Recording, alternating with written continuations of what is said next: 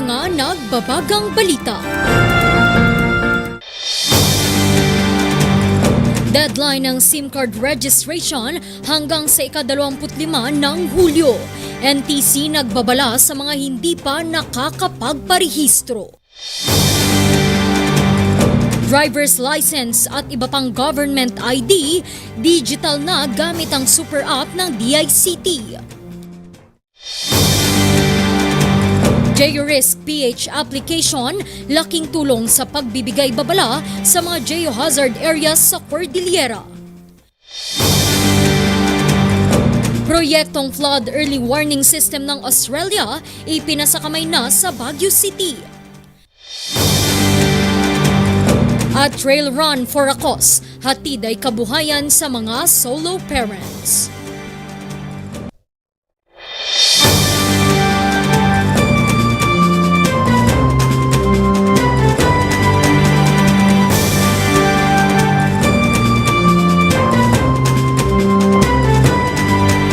Mula sa RNG Broadcasting Center, ito ang Luzon Headlines.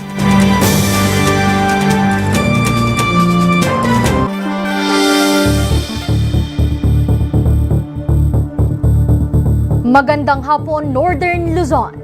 Narito na ang mga bago at may init na mga balita.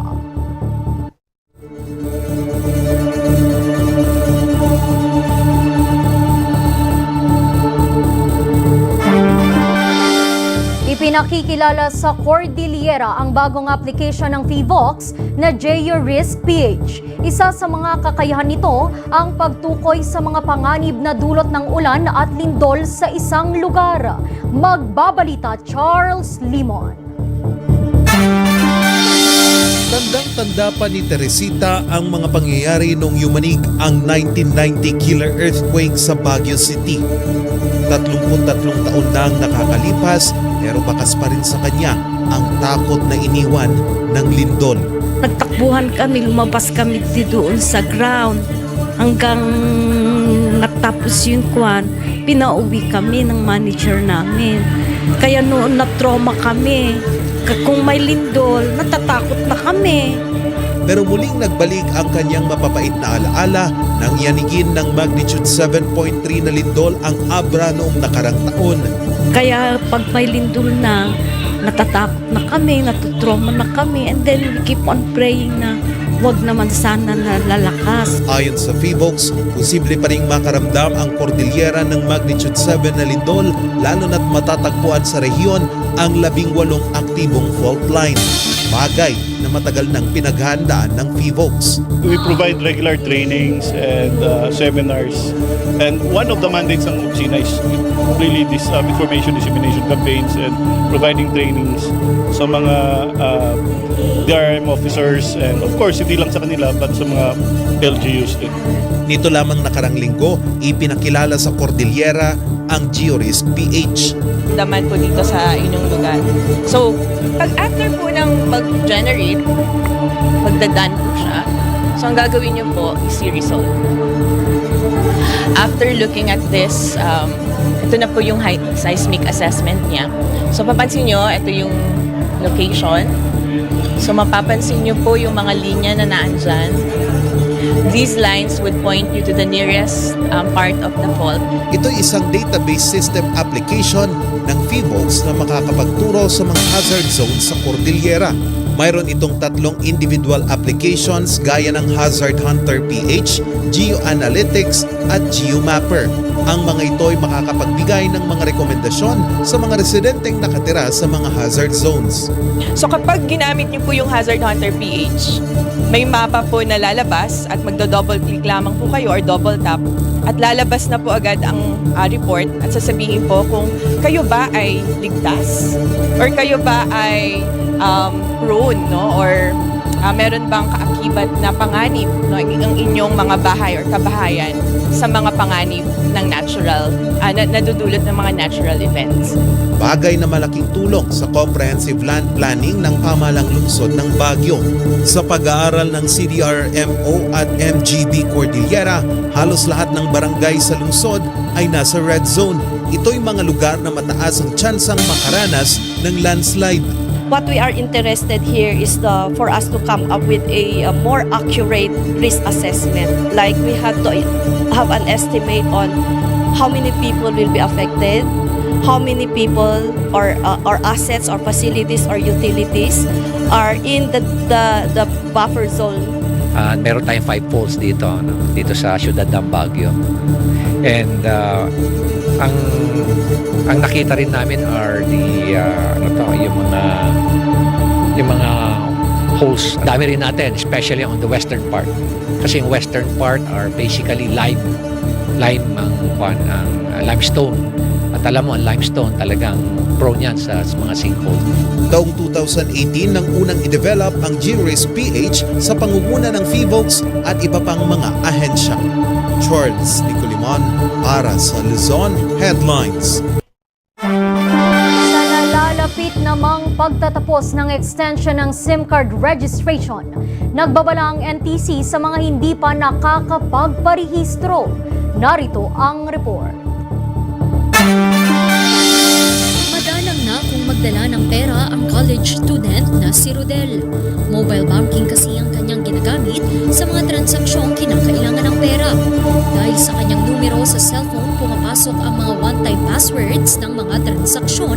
Agad siyang nagparehistro ng SIM card bago matapos ang 2022. Yeah, I'd say mostly just to keep yourself safe. Because for SIM registration, it's to verify that it's your card, it's your number. So those who don't register their card, those numbers can't really be used in such a way. December 7, 2022, nagsimula ang SIM card registration sa ilalim ng Republic Act 11934 o ang SIM Card Act. Dito'y kinakailangang irehistro sa sariling pangalan ang mga SIM cards na ginagamit. Target nitong masugpo ang mga laganap na krimeng nangyayari online gaya ng mga scams. April 26 ngayong taon dapat ang deadline ng registration pero napalawig ito hanggang sa July 25 para mabigyan pa ng tsansang mag-register ang mga katulad ni Andy. Way back when it first started, there were a lot of issues about people's information being leaked, and that one really got me afraid. If I registered now, maybe my data will be leaked and people might use it for other malicious intent. Babala naman ng NTC sa mga hindi pa nakakapagparehistro. We failed to register our SIM on or before July 25, 2023, our SIM will be automatically deactivated. Although the law provides that you have a period of 5 days to request for deactivation from July 25, pero limited lang po siya sa 5. Matapos ang 5 araw ay hindi na maaaring gamitin o i-reactivate pa ang mga unregistered SIM cards. You can no longer use that in connecting to people, in calling, or in texting. Also, all SIM that will be sold to the public will be in its deactivated state. So kailangan mo siyang, you will buy, it is in a deactivated state, and in order for it to be reactivated, i-register mo muna yan. Apektado rin ang mga social media accounts, bank accounts at ilan pang konektado sa SIM card na hindi na irehistro. Sa huling tala ng NTC, 100,263,627 o 57% pa lamang ng mga total active SIM cards ang kasalukuyang naiparehistro. Randy Guzman para sa Luzon Headlines. Katuwang ngayon ng Baguio City at iba pang bayan sa Benguet ang makabagong teknolohiya na flood early warning system na donasyon ng bansang Australia. Kung paano ito gumagana, alamin kay Charles Limon. Hindi pa rin maalis ng punong barangay ng Lower Aquari na si Benigno ang pangamba tuwing tag-ulan o may bagyo. Isa kasi sa kanyang inaalala ang City Camp Lagoon na madalas ay nababarahan ng basura. Nagsisilbi kasi itong catch basin ng mga drainage at mga creek ng 14 na barangay sa lungsod. Yung volume ng tubig at saka kunting basura lang may bara doon. Nagkakaroon na ng flooding, inaabot siguro yun hanggang 5 feet. Ganun ang level ng pag hindi na monitor, hindi na linisan ka. Kaya kung minsan, kailangan nilang bantayan ito 24 oras lalo na tuwing habagat. Ito yung siltation dam mismo. Ito linilinis namin yun kung minsan naabot kami ng mga 50 sacks na halo-halong basura. Hindi naman namin masasabi kung saan galing yun. Basta wala na kasing filter screens dito sa upper part. Pero ngayon, panatag na sila dahil katuwang na nila sa pagbabantay sa lagoon ang early flood warning device na donasyon ng bansang Australia sa lungsod. Provide the early warning, to communicate the early warning to potential communities that will be affected by flooding, giving them ample time to prepare. So that yung data na yun is kukunin natin doon sa forecast ng that is generated in the flood model. Ang teknolohiyang ito ay galing pa sa bansang Denmark at kauna-unahan ito sa bansa. Ang naturang teknolohiya ay gumagamit ng laser kung saan nakatutok ito sa level ng tubig ng ilog o creek. Kung magkataong tumaas ang level ng tubig ng 2 o 3 metro, agad itong magpapadala ng warning notice sa server. Mula sa server, papasok ito sa flood model ng lungsod kung saan ipapakita nito ang mga lugar na maaring maabot ng baha. These are localized data. Mas accurate po kasi ang localized data kaysa yung satellite data, no, in terms of forecasting. And yun, especially if there is typhoon without a signal. So it's very difficult po to suspend classes. And what the mayor usually does is to depend on the rainfall forecast. Katuwang ng City Disaster Risk Reduction and Management Office sa pag-ooperate nito ang Management Information Technology Division o MITD at City Engineering Office ng lungsod. Kanina, formal na itong ipinasakamay ng Australian government at Danish company na Ramboll sa pamahalang lungsod. Sinimulan ang proyekto taong 2020 at natapos lang ito ngayong taon. Dahil bago pa lang ito sa Pilipinas, inaaral pa ng CDRRMO at iba pang ahensya ang teknolohiya. We've been training them quite intently, I will say, these few days. We have a 7-day on-the-job training program. So they are learning how to do the modeling using the mic software provided by DHI. This is a software that we use for the flood early warning system. 5 flood early warning system ang kanilang ikinabit, tig-2 sa Tuba at Baguio City habang isa sa La Trinidad, Benguet. Charles Nicolimon para sa Luzon Headlines. Susunod, driver's license at iba pang government ID, digital na gamit ang super app ng DICT. Yan at iba pang mga balita, abangan!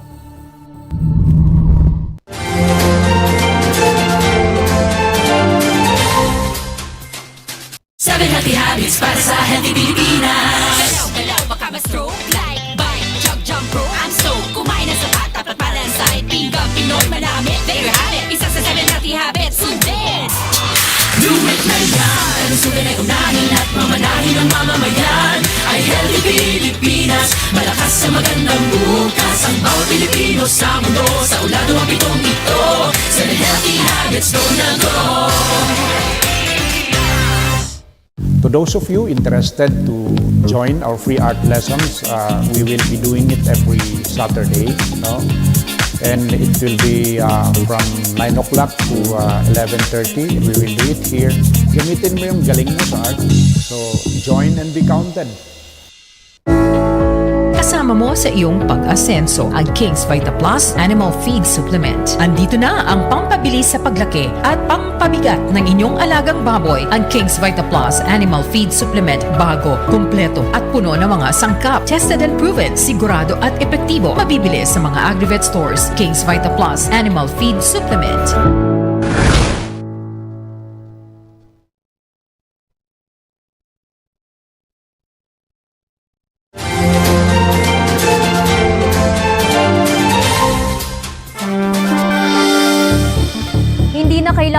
dalhin ang mga government IDs sa iba't ibang transaksyon dahil maaari na itong ma-access sa isang digital application ng Department of Information and Communications Technology.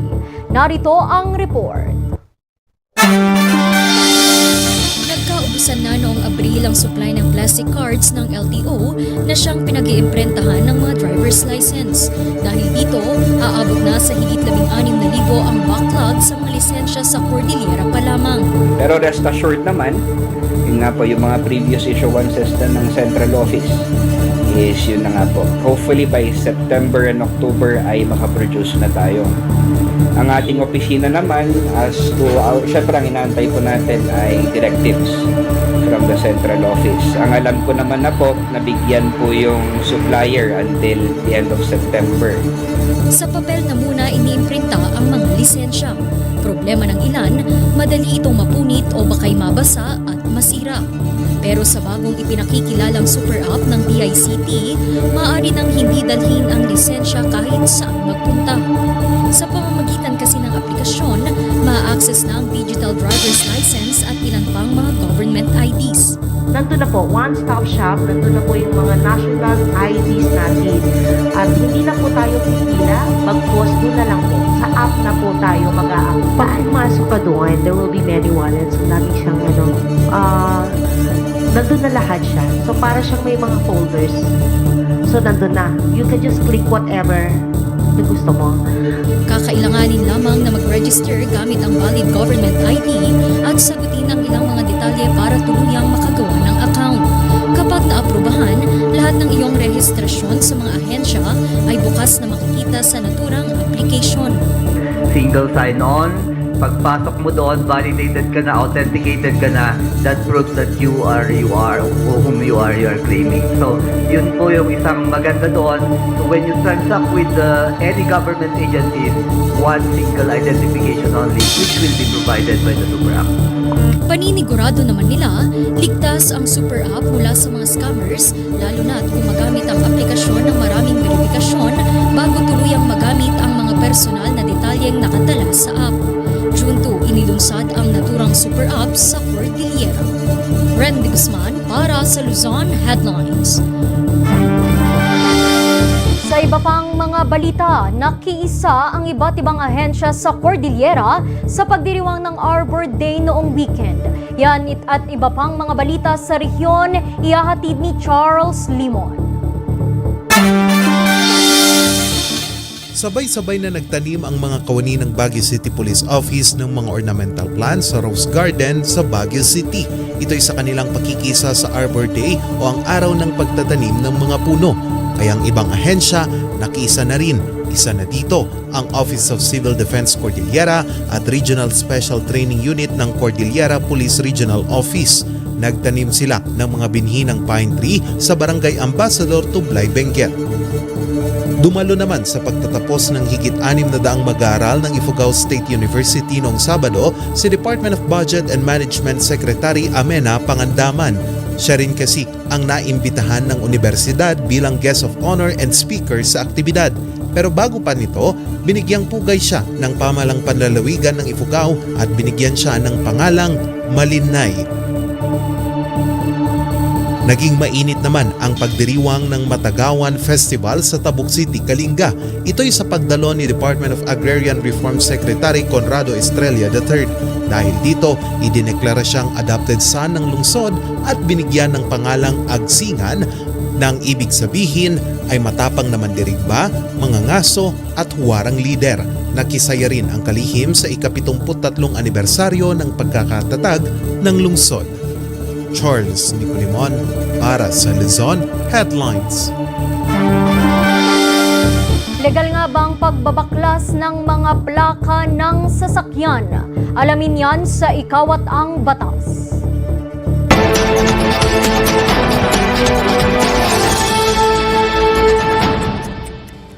The LTO or Land Transportation Office has issued a memorandum dated April 27, 2023, prohibiting law enforcers from removing vehicle license plates for violators of the Land Transportation Code. At ito yung as a result of so many complaints that they have been receiving from motorists that yung mga na-apprehend for traffic violations, aside from giving them a citation ticket, nagkaroon ng pagtanggal ng plaka. However, we refer you back to the case of MMDA versus the Land Transportation Office na na-decide ng Supreme Court. At ang sabi ng Supreme Court dito, talagang bawal ang law enforcer sa Metro Manila, MMDA kasi ang petitioner dito, na magtanggal ng plaka ng motorista na nagbabiolate ng traffic laws because there was no ordinance enacted by the Metropolitan Authority nung araw. So because of this, sabi nila, the traffic law enforcer cannot remove. No? So two distinctions must be made. Pag violation ng Land Transportation Code, hindi pwedeng tanggalin ng police or ng enforcer ang iyong plaka. This is based on the LTO memorandum. However, pag violation ay because of a city or municipal or provincial ordinance, then the law enforcer can still remove the motor vehicle license plate because it is covered by an ordinance authorizing the enforcer to remove your plate for violation of the ordinance, not for violation of the Land Transportation Code.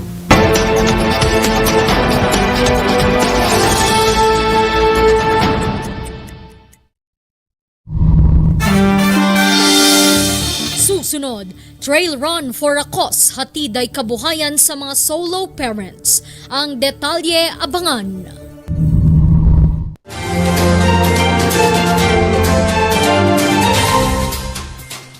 Sa milk ng batang 90s, para natin ang ikrahay. Ang batang 90s milk tea, di ka magsisisi, promise. Sa milk ng batang 90s. A new player in business? Get that head start and vamp up with the Regional News Group Luzon. Advertise now and reach your target market. Achieve success and call us at 074-637-3947 or through our mobile number at 0960-289-2454. Send us a message at rngluzon@gmail.com. Seize the opportunity with the Regional News Group Luzon.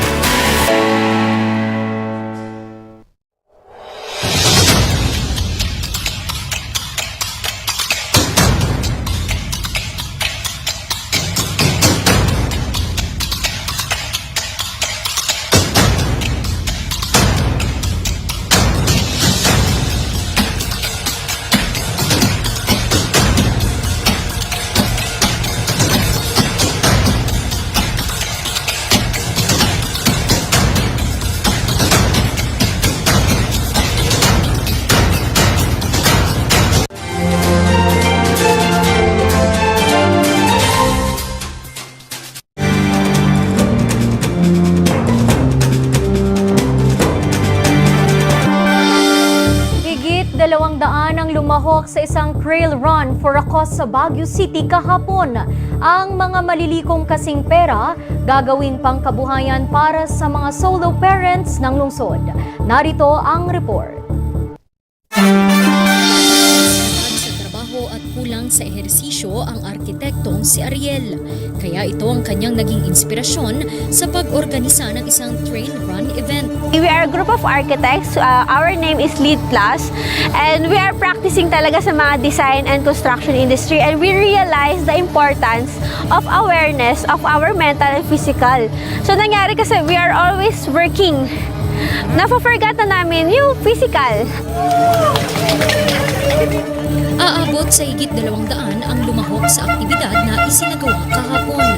Isa sa mga ito contractor na si Michael na isinama pa ang mga katrabaho. Parang day off din ng mga kasama namin, no? Kasi pagod na sila sa trabaho. So naisip namin na why not join this kind of event para naman magkaroon ng parang healthy activity besides dun sa trabaho nila. Si Rodrigo naman, inspirasyon sa pagsali ang pagtanggal ng bisyo. Kasi naninigarilyo po kayo para mabawasan din yung bisyo. Hindi rin nagpatuloy ang pamilya Bianes kung saan isinama nila ang kanilang 5 at 8 taong gulang na mga anak. Gusto lang namin yung ma-develop nila yung habit ng exercise. Run the mountains. Do you like mountains? Yes! Nahati ang Patimpalak sa 3 kilometer, 5 kilometer at 12 kilometer category. Inikot ng mga kalahok ang yellow trail ng Janhay. Hindi nagpatinag sa Patimpalak ang 74 years old na si Angelino na tumakbo sa 5 kilometer category. Mga ibang mga senior na katulad ko, hinihikayat ko na makijoin para sa kalusugan, na hindi lang sa kalusugan, peace of mind.